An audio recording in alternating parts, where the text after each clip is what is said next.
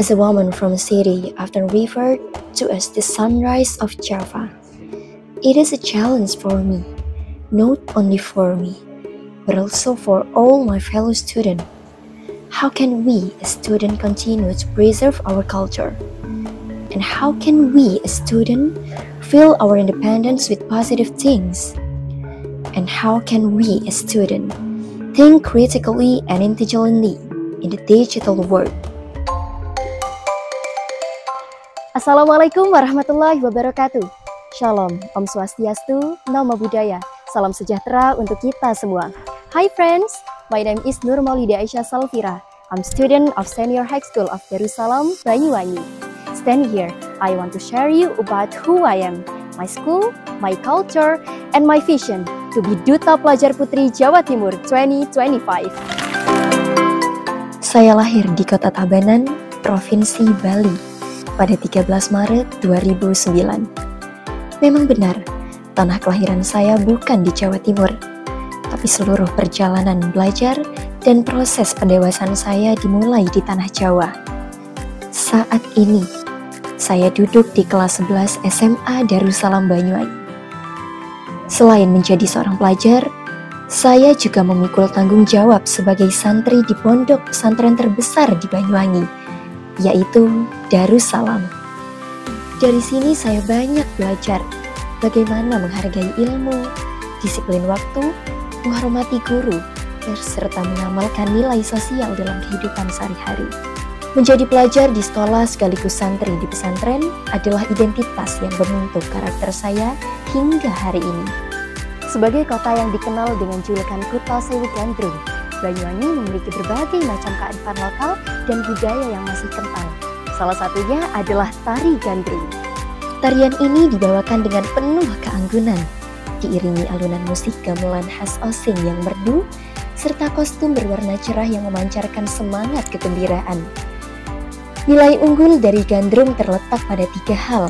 Pertama, nilai estetika, karena menghadirkan harmoni gerak, musik, dan busana yang indah. Kedua, nilai sosial, sebab gandrung mengajarkan kebersamaan, persaudaraan, dan keterbukaan melalui interaksi penari dengan penonton. Ketiga, nilai pelestarian budaya, karena gandrung terus diwariskan lintas generasi, dan bahkan diakui sebagai warisan budaya tak benda oleh UNESCO. Tak hanya itu, gandrung semakin nyata ketika ditampilkan dalam Festival Gandrung Sewu, sebuah pertunjukan kolosal ribuan penari gandrung yang menari serentak di lapangan terbuka. Banyuwangi tidak hanya punya gandrung, tetapi juga punya angklung paglak, alat musik bambu yang dimainkan di atas paglak atau gubuk sawah. Suaranya ritmis, lantang, dan penuh semangat, melambangkan kebersamaan masyarakat yang istimewa.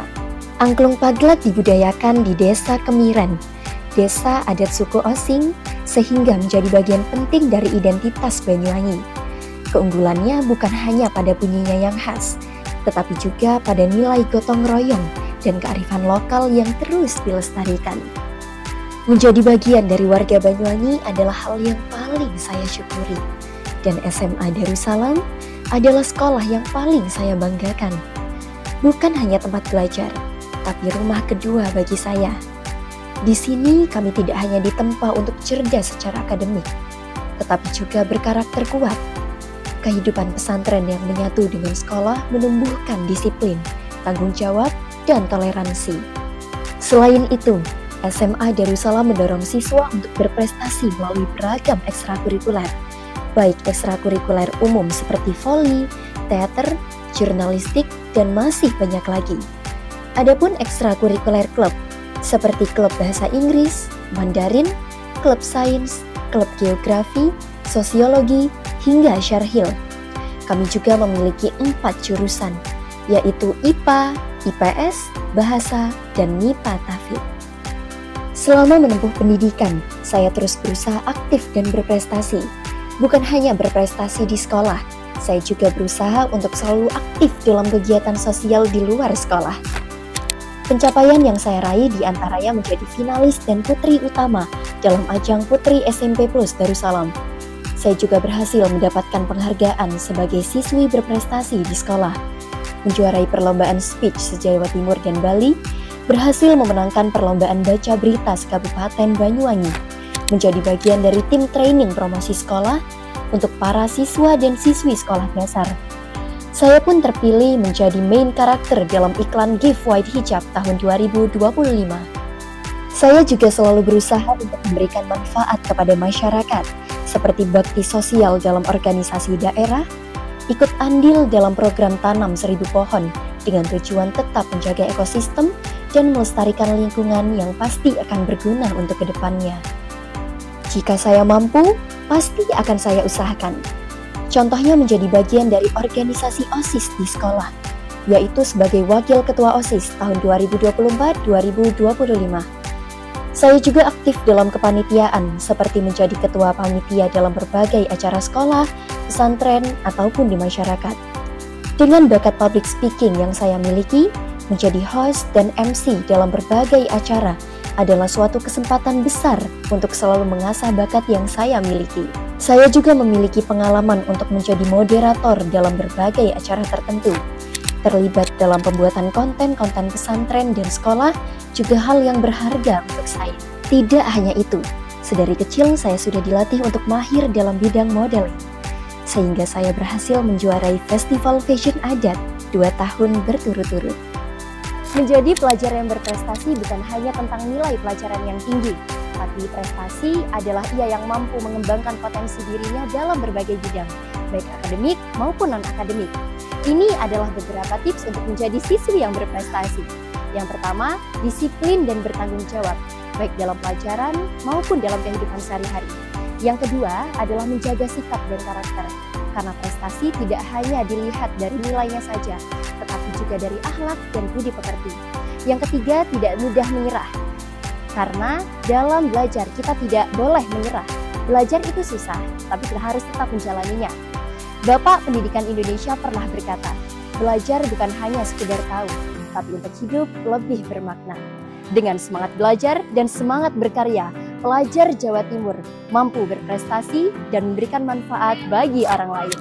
Kita sebagai pelajar di era sekarang, pasti sudah tahu bahwasanya kita semakin dekat dengan dunia digital. Dunia digital memberikan kita banyak sekali hal positif dan banyak sekali manfaat. Tetapi di balik itu semua ada banyak sekali ancaman dan banyak sekali kejahatan.